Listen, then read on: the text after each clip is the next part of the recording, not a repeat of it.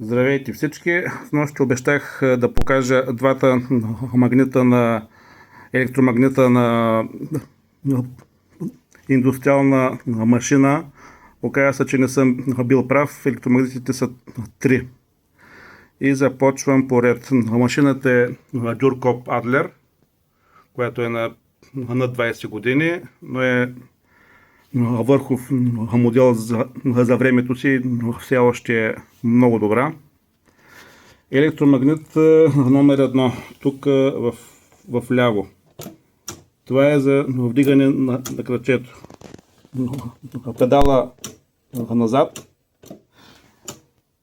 сработва електромагнита, дръпва котвата, резултата е повдигане на кръчето. Електромагнит номер 2. Това е за връщане на заден ход. Чрез натискане на бутона за връщане се активизира ето този електромагнит, дръпва котвата и с система от лостове връща зъбите назад за затегалка. Електромагнит номер 3. След ушиване, при срязване на конеца, сработва ето тук. Цикъла на рязане. Ето тук. Виждате? Това дръпва ножа и се извършва рязането на конеца тук от подвижния нож. Ето го. Така че, ето, повдигане на кръчето, затегалка и рязане. Това са трите електромагнита на Дюркопа.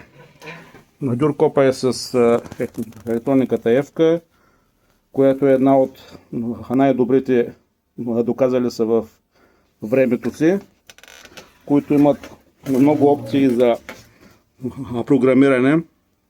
Мога да ви покажа в момента някои от тях. Така, чрез влизане в програмен режим, ето го, връщам го до параметър на 0. Като пише 0.0.0, това е в режим показване на параметър. Нулевия параметър с натискане на бутон E ни показва неговата стойност. Това става въпрос, ето къде светва индикатора, това е за затегалка в началото на бода. Затегалката напред в случая, което показва, че тя е нагласена на 3 бода. От плюс и от минус могат да се увеличават или намаляват. Като си изберем необходимата стойност, с E потвърждаваме, идва следващия параметър на 0.0.1, който като цъкнем E показва, че това е завръщане назад при затегалка в началото. Значи, първото беше на 3 бода напред, това е 3 бода назад, затегалка, могат тук да се увеличават и намаляват според желанието. Запомняме. Параметър 0.0.2. Това е за затегалка в края. Стойността е в случая е 6. Това е след завършване на шиенето. Връща 6 назад за затегалка. Може би да направим 5 или 4, колкото ни е необходимо. Запомняме с буква Е. Параметър номер 3, който е след връщането назад до завършване на бода, 6 бода напред, преди срязването на конеца.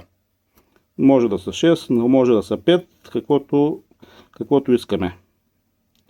Аз в случая последно го използвах на 6.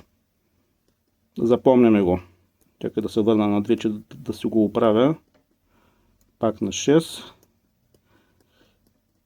Така. Следващия параметър, който използвам, това е за броене на ободките. Или в случая, чакайте да ви покажа какво се получава от това, което до сега нагласах. Да направя една пауза. Така, казах, че ще ви покажа какво се получава след настройване на тези параметри за тегалката. За да приключим от тук програмирането, натискаме P като програматор, излиза от цикъла на програмиране, изписва кои са активните опции, които са избрани и оборотите, на които е настроена, в случая на 3000 оборота. Това е за иглата да остава в долно положение при спиране на шиенето. Може да се измени да остава в горно положение. От тук. Обичайното е в долно. И сега ще ви покажа за тегалките. Избираме се на двойна затегалка, напред, назад и започване на шиене в началото. Избираме си двойна затегалка и в края на бода, назад, напред. И да видим какво се получава. Започваме да шием. В началото на бода извършва затегалката с необходимите бодове, които са програмирани, и в края на бода натискаме. Ето тези 6 бода, дето бяха в края на затегалката, и ги реже. Друго, което използвам при работата си, е автоматичното повдигане на крачето. Това е ето този бутон. Ако натисна така, че първия индикатор да свети, това е по време на шиенето да повдига крачето. Започваме да шием с тегалка, стигаме до някъде, крачето автоматично се вдига. Ето на моя крак, а не на педала. Вдига се крачето, сменяме посоката, започваме пак да шием, спираме, то се вдига. Сменяме посоката, шием, крачето се вдига. Автоматично, аз нищо не правя с крака си, махам го, за да покажа. Ето, вдигнато. Шием, стигаме до края, режем. Крачето остава долу. Аз трябва с крак да го вдигна. Но има възможност, ако натисна още веднъж тук, така че да светне втория индикатор, първия изгасна, което значи, че докато шия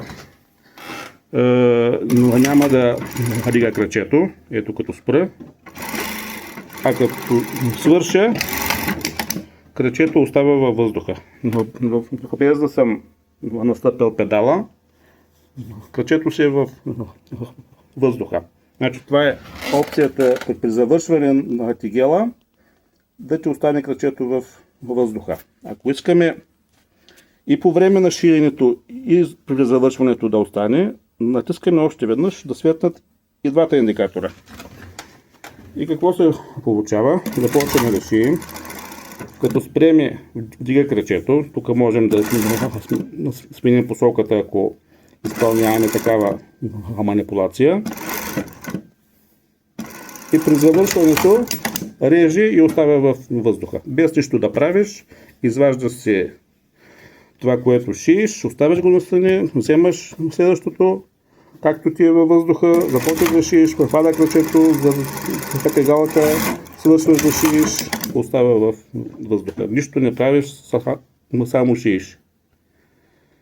Това е за затегалките и вдигането на крачето. Друго нещо, което аз често използвам. Това е броенето на ботки. Влизаме още веднъж в режима за програмиране. Отиваме до параметър 7. Параметър 7. И натискаме буква Е, за да видим каква е неговата стойност. Неговата стойност е 4. Значи параметър 7 е за броене на ботки. Машината брои 4 ботки и прекъсва процеса и реже. Това е. Това го използвах за една марка, която трябваше да се шие. И там при завършването видяхте 6 бода затегалка напред и назад. Си бях програмирал. Това ще го оставя така, за да ви покажа. 4 бода в случая е окей. Излизаме от тук. Отиваме на параметър 15, който отговаря за това броене на ботките, какво да стане след това. Като избори ботките, в случая е 0. Това значи, че е изключено. За да включа това броене на ботки, натискам плюс, за да стане 1. Това означава, че вече параметър 7 с броене на 4 бода е активиран. Излизаме от режима на програмиране. Тук изключвам затегалка в началото, защото няма да ми трябва за това, което искам да покажа. Изключвам вдигането на крачето при междинно спиране, защото не ми трябва. Ще оставя вдигането на крачето в края на цикъла. И какво се получава?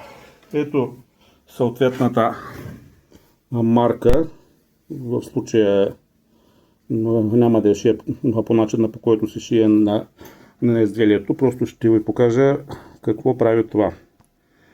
Ето, нагласям си я под крачето, започвам да шия и какво направи машината. Уши тези 4 ботки, 6 бода затегалка напред и назад, така съм ги изчислил, че се получава добре, точно с размера на лентата.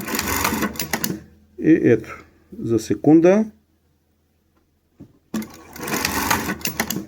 ти ушиваш марката.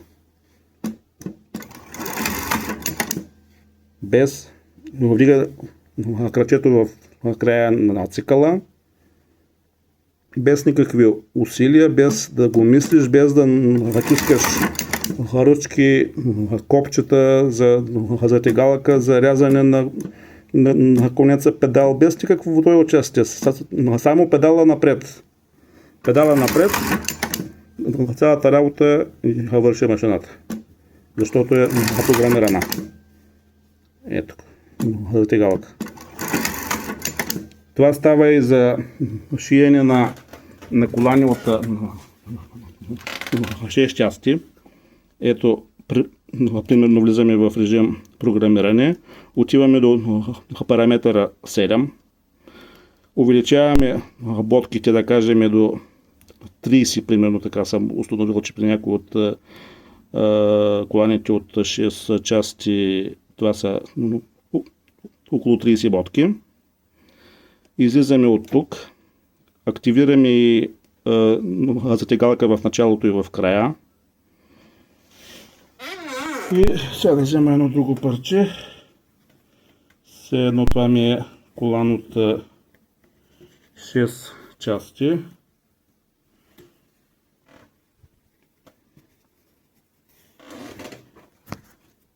Нагласям си двата детайла. Започвам с затегалка, шия, в края на колана затегалка и рези. Естествено, това не е колан, това е някаква друга лента, която е по-дълга. но мога да изчисля не 30 бода, да кажем 38, и това ще стига до края на това конкретно парче и ще се получава това без никакво усилие. Ще опитам сега с 38 бода, или 39, да видим какво ще се получи.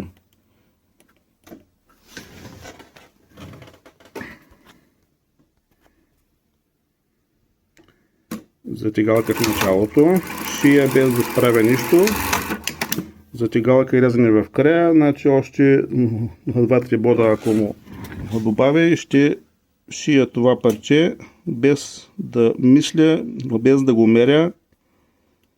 Ето 3 бода ще му сложа.